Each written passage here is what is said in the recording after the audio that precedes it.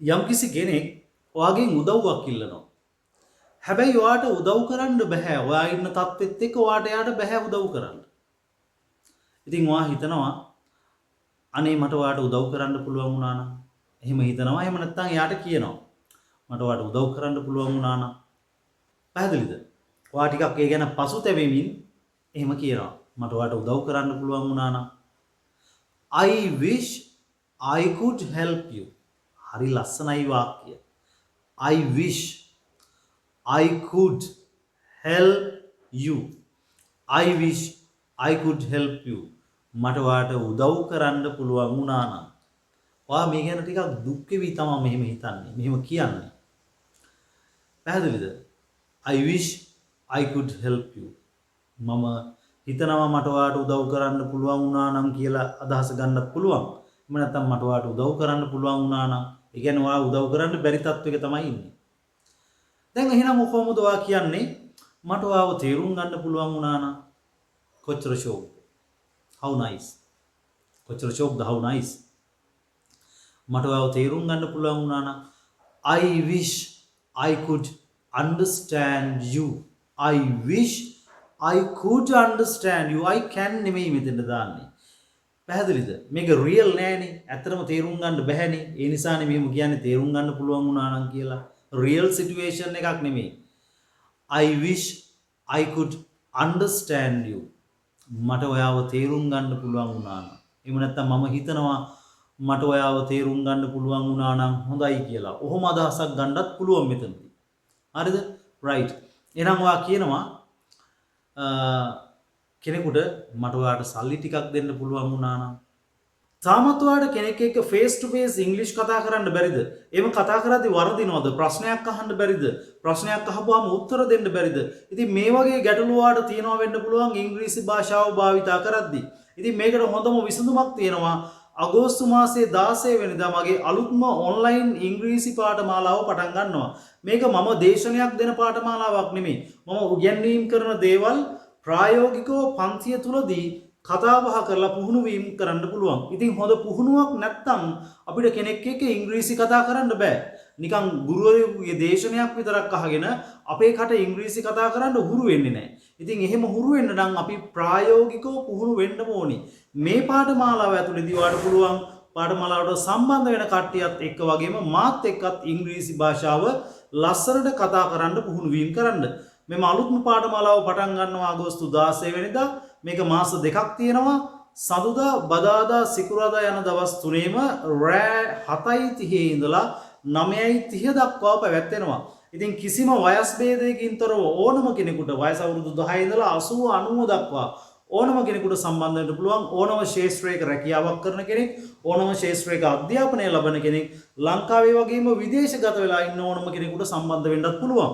මේ සම්බන්ධයෙන් ඔයාලට වැඩිදුර විස්තර දැනගන්න අවශ්‍ය නම් මේ ස්ක්‍රීන් එකේ තියෙන මගේ WhatsApp නම්බර් එකට ඔයාගේ නම සඳහන් කරලා මට මැසේජ් එකක් එවන්න. ඊට පස්සේ මම ඔයාලට සියලුම විස්තර දෙනවා.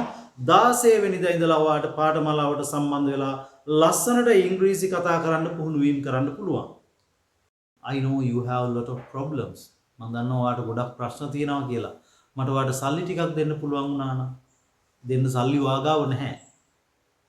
ඒ නිසා තමයි ඔයා එහෙම දුක් වෙන්නේ. I wish I could give you some money. I wish I could give you some money. I wish I could give you some money. මට ඔයාලට සල්ලි ටිකක් දෙන්න පුළුවන් වුණා නම්. පැහැදිලිද? ඉතින් මේවා හරිම ලස්සනයි. හරිම ලේසියෙන් ඉංග්‍රීසි කතා කරන්න පුළුවන්. මහ ලොකු අපබ්‍රංශ ඒ වගේ දේවල් නැහැ. එහෙම තිබුණත් මං සරලව ඔයාට මේවා කියලා දෙනවා. ඉතාමත්ම සරලව අනිවාර්යෙන් වාට හැමදේම මුලින් ඉඳලා තේරුම් ගන්න පුළුවන් වෙන විදිහට මම මේක ඔයාලට කියලා දෙනවා. ඒ නිසා මේක එහෙම ලොකු අපබ්‍රංශ අමාරු දේවල් නැහැ. පුහුණුනා නම් එච්චරයි. මම මේ කියලා දෙන වාක්‍ය ටික හරි හොඳට කට ඇරලා ශබ්ද කර කර කියන්න. right? ඉතින් තාමත් ඔයා මේ channel එක subscribe කරලා නැත්නම් දැන් මම පහළ තියෙන subscribe button එක press කරලා subscribe කරන්න. අපි තවත් උදාහරණ ටිකක් සාකච්ඡා කරලා බලමු. right?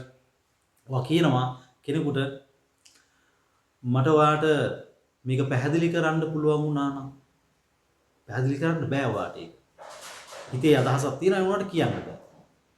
මට ඔයාලට මේක පැහැදිලි කරන්න පුළුවන් වුණා නම් I wish I could explain you this.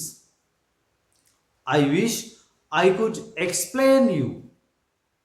I wish I could explain you.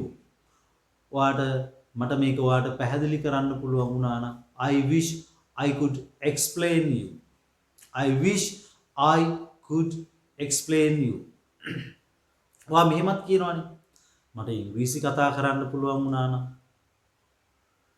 පැහැදිලි මට ඉංග්‍රීසි කතා කරන්න පුළුවන් වුණා නම් අපි හිතමු ඔයාලට ඉංග්‍රීසි කතා කරන්න ටිකක් අමාරුයි. ඉතින් ඔයා හිතනවා මට ඉංග්‍රීසි කතා කරන්න පුළුවන් වුණා නම් I wish I could speak English. I wish I could speak English. එහෙම කතා කරන්න පුළුවන් වුණා නම් කියලා පසුතැවෙන්න වෙන්නේ පුහුණුුනේ නැත්තම්. ඉංග්‍රීසි කතා කරන්න නිතර පුහුණුුනේ නැත්තම්, නිතර වචන පාඩම් කරේ නැත්තම්, වචන මතක තියාගත්තේ නැත්තම් දැන් ඔයා හිතන්න ඔයාට කෙනෙක් එක්ක ඉංග්‍රීසි කතා කරන්න අවස්ථාවක් ලැබෙනවා. එතකොට ඔයාට ඉංග්‍රීසි කතා කරන්න වචන නැහැ. දැන් මම හිතන්න මම ඔයාට උගන්වනවා මගේ මනසේ වචන තියෙනවා. වචන 1000ක් තියෙනවා කියලා හිතන්නකෝ. ඉතින් ඒ වචන 1000 මගේ මනසේ තිබිලා වැඩක්ද ඔයාගේ මනසේ තියෙන්න ඕනේ. ඔයානේ කෙනෙක් එක්ක කතා කරන්න යනවා. එතකොට ඔයා ගාව වචන තියෙන්න ඕනේ. මේකට කැප වෙන්න ඕනේ. කැපවීමක් නැත්තම් වැඩක් නැහැ. No pain no gain. No pain no gain කියන්නේ මහන්සියක් නැතුව කිසිම දෙයක් ලබා ගන්න බෑ. No pain no gain. Right? පැහැදිලිද? ඒකත් හොඳට මතක තියාගන්න. No pain no gain. මහන්සි නැතුව මේවා ලබා ගන්න බෑ. මහන්සි වෙලා ඒ වෙනුවෙන් කාලය වෙන් කරලා පුහුණු වීම කළ යුතුමයි.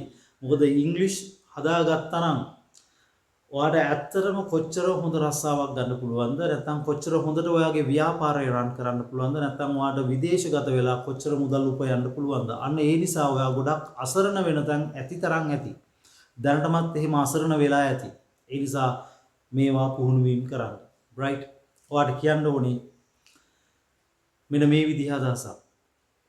මට කම්පියුටර් එකක් ගන්න පුළුවන් වුණා නම් එහෙම ගන්න තරම් වත්කමක් ඔයාට නැහැ. ඒ වගේ වෙලාවක ඔයා හිතනවා I wish I could buy a computer. I wish I could buy a computer. ඔයා දකිනවා ලස්සන කාර් එකක් පාරේ යනවා. ඔයාටත් වාහනයක් තියෙනවා. හැබැයි අර තරම් හොඳ branded vehicle එකක් නෙමෙයි ඒක. ඉතින් ඔයා ඒක දැකලා හිතනවා මට අර වාහනේ ගන්න පුළුවන් වුණා නම් එහෙම හිතන්නේ නැද්ද? පාර තොටේ යද්දී ලස්සන වාහනයක් දැක්කම එහෙම ගන්න හිතන්නේ නැද්ද? අනිවාර්යෙන් හිතනවා. එතකොට ඔයාලට කියන්න පුළුවන් I wish I could buy that vehicle. I wish I could buy that vehicle. මම හිතනවා මට ඒ වාහනේ මිලදී ගන්න පුළුවන් වුණා නම් කියලා එහෙමත් ගන්න පුළුවන්. එහෙම නැත්නම් කෙටියෙන්ම කියන්න පුළුවන් මට ඒ වාහනේ ගන්න පුළුවන් වුණා නම් I wish I could buy that vehicle.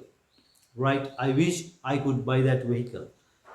ඔයා කියනවා මට එයාලත් එක්ක සෙල්ලම් කරන්න පුළුවන් වුණා නම් මම ටිකක් කාර්යබහුලයි. හරි? අපි හිතමු ඉස්කෝලේ යන දරුවෙක් කියලා එයා ටිකක් ගමේ ඉඳලා දුර ඉස්කෝලේකට යන්නේ. හරිද? ඉතින් එයා ඉස්කෝලේ ඇරලා ගොඩක් පරක් වෙනවා. උදේම යනවා. ගමේ යාළුවෝ සෙල්ලම් කරනවා හැමෝම දකින්න එද්දි ඒත් ගෙදර ඇවිල්ලා එයා ආයෙ හෝම්වර්ක් කරනවා. ආයෙ පහුවදා උදේ ඉස්කෝලේ යනවා. යාළුවොත් එක්ක සෙල්ලම් කරන්නවත් එයාට වෙලාවක් නැහැ. එහෙම දරුවොත් ඉන්නවනේ. ඇත්තට මේක හොඳ නැහැ. ඉතින් එයා හිතනවා මට යාළුවොත් එක්ක සෙල්ලම් කරන්න පුළුවන් වුණා නම් I wish I could play with my friends. I wish I could play with my friends. අනේ මට මගේ යාළුවොත් එක්ක සෙල්ලම් කරන්න පුළුවන් වුණා නම් පැහැදිලිද? right. එහෙනම් අපි තව උදාහරණ ටිකක් සාකච්ඡා කරලා බලමු. කෙනෙක් කියනවා මට පීනන්න පුළුවන් වුණා නම් I wish I could swim. I wish I could. පැහැදිලිද? I wish I could. I wish එක කොටසක් I could තව කොටසක් ඊට පස්සේ ක්‍රියාපදයක් දාන්න. හරිම සරලයි. I wish I could swim. මට පීනන්න පුළුවන් වුණා නම් right? මට ඔයාව හම්බෙන්න පුළුවන් වුණා නම් I wish I could meet you. I wish I could meet you. මට ඔයාව හම්බෙන්න පුළුවන් වුණා නම්, හමු වෙන්න පුළුවන් වුණා නම්, මට මේ වාහනේ drive කරන්න පුළුවන් වුණා නම් I wish I could drive this vehicle. I wish I could drive this vehicle. ඔයාලා ලස්සන මේ ෂර්ට් එකක් දකිනවා. ඒක ටිකක් මිල අධිකයි. ඒ තරම් මුදලක් ඔයා ගාව මේ වෙලාවේ නැහැ. ඒ ෂර්ට් එක දැකලා ඔයා කියනවා මට ඒ ෂර්ට් එක මිලදී ගන්න පුළුවන් වුණා නම්. එහෙම කියන්නේ ඔයාට මේ වෙලාවේ ඒක මිලදී ගන්න බෑ. I wish I could buy that shirt. I wish I could buy that shirt. I wish I could buy that shirt. මම හිතනවා මට ඒ ෂර්ට් එක මිලදී ගන්න පුළුවන් වුණා නම් කියලා එහෙම එක අදහසක් ගන්න පුළුවන්. නැත්නම් සරලවම I wish I could buy that shirt. මට ඒ ෂර්ට් එක මිලදී ගන්න පුළුවන් වුණා නම්. හරිද? right. දැන් අපි හිතමු කෙනෙක් ඉන්නවා එයා විභාගයෙන් අසමත් වෙලා ඉන්නවා. පැහැදිලිද? විභාගයෙන් අසමත් වෙලා දුකෙන් ඉන්නවා. එයා කියනවා මේ මට විභාගයෙන් පාස් වෙන්න පුළුවන් වුණා නම්. I wish I could pass the exam. I wish I could pass the exam. මට විභාගයේ පාස් වෙන්න පුළුවන් වුණා නම්. right? එතකොට කෙනෙකුට කියන්න ඕනේ මෙන්න මේ විදිහ අදහසක්. මට එයත් එක්ක කතා කරන්න පුළුවන් වුණා නම්. එයත් එක්ක කතා කරන්න අවස්ථාවක් නැහැ ඔයාට. මම ආයෙම හිතනවා. I wish I could talk with him. පිරිමි කෙනෙක් නම් with him. ඔහු සමග. එයා කාන්තාවක් නම් කියන්න පුළුවන් I wish I could talk with her. I wish I could talk with her. මට ඇය සමග කතා කරන්න පුළුවන් වුණා නම්. right? එහෙම මේ හැම අවස්ථාවම අපි ටිකක් මේ ගැන දුක් වෙනවා. එහෙම හිතලා තමයි මෙහෙම කියන්නේ. අනේ මෙහෙම තිබුණා නම් මෙහෙම වුණා නම් මෙහෙම වුණා නම් මෙහෙම පුළුවන් වුණා නම් කියලා අපි හිතනවා. ඒ කියන්නේ අපි ටිකක් repent වෙනවා කියන්නේ පසුතැවෙනවා. අන්න එහෙම හිතලා තමයි මේ වගේ අදහස් ගන්නෙ. ඒ වගේ අවස්ථා ඔයාගේ ජීවිතේ ඇතිතරම් උදා වෙයි.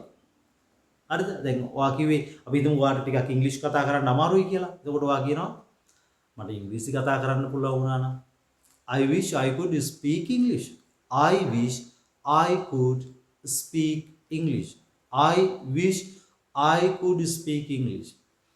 මට ඇයව කසාද බඳින්න පුළුවන් වුණා නම් ලස්සන ගෑනු ළමෙක් දකිනවා. okay? I wish I could marry her. I wish I could marry her. එතකොට ගෑනු ළමෙක් කියනවා අනේ මට ඔහුව කසාද බඳින්න පුළුවන් වුණා නම් I wish I could marry him. I wish I could marry him. right? ඉතින් මම හිතනවා මේ උදාහරණ ටිකත් එක්ක ඔයාලට පැහැදිලි වෙන්නේ නැති කොහොමද මේක එන්නේ කියලා. Let's meet with another useful video like this. So goodbye.